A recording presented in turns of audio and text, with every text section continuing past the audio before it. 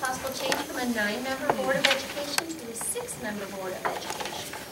I look back to my notes and I think I can close it for you back in November 7th of 2005, which would have been my first year here, I believe. Actually, it was probably, yeah, it had to have been my first year here.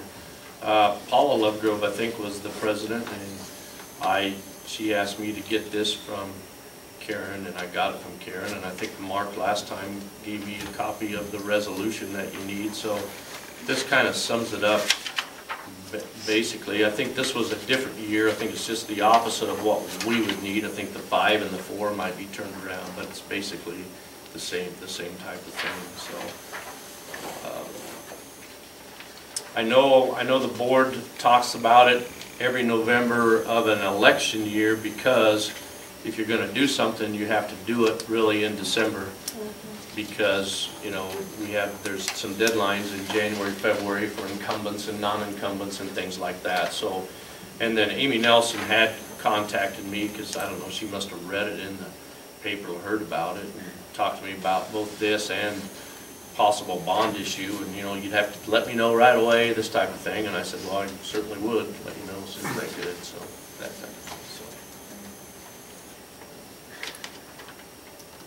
I think the discussion is yours here. So.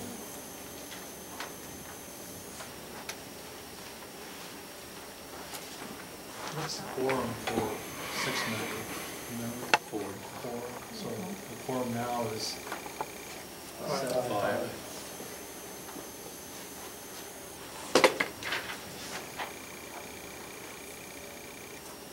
So we just need to decide whether we want to move it forward to the action item, basically.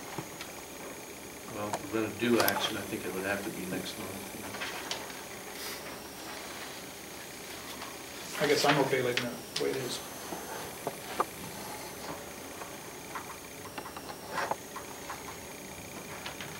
Does anybody know, in a nutshell, pros and cons? Does anyone?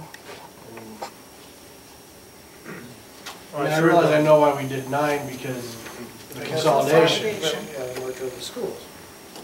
And obviously it has to be either a 9 or a 6, correct? Is that right? Yeah, that's your only 2 choices.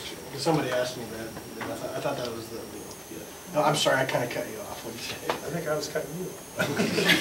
Well, I didn't hear you when I was cutting you off. You was cutting me off. No, I've served on both, and I really have enjoyed the 9-member board. I think it takes less pressure off of each board member, and at the same time it gives more people in the community the chance to serve.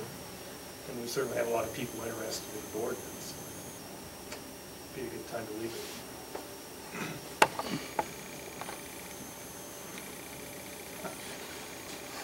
You'd be in a lot of committees if there were just 6, wouldn't you?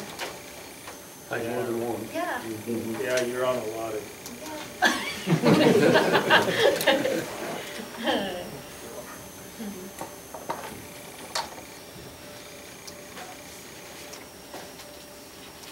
Was anybody really dead set against keeping it at 9?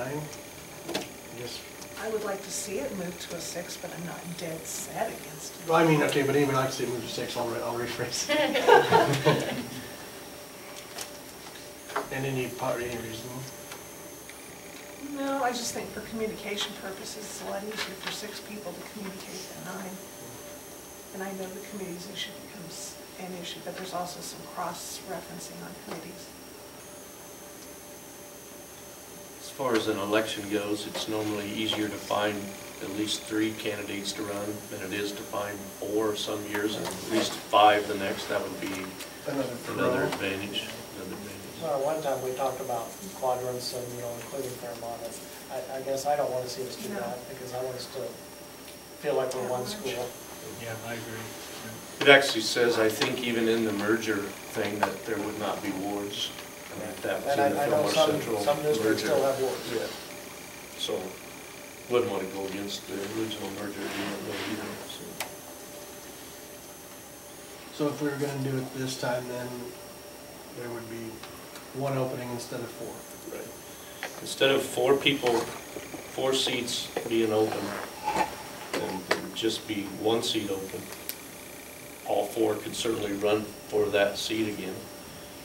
But the other thing that then has to happen, that of the 5 remaining people, a couple of them would have to juggle their terms too. Because all 5 of them can't be up then in 2 years. So 2 of that 5 would have to agree to add 2 years to their term, I believe, to come out the same time as that one. It's not a real difficult process, but that's what would have to happen. And I think we should at least vote on it next time to see where everybody stands.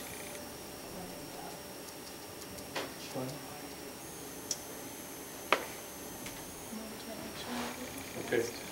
And I think if we vote on it and it would pass, then the next step, we'd have to do the resolution that night. And that's a fairly long,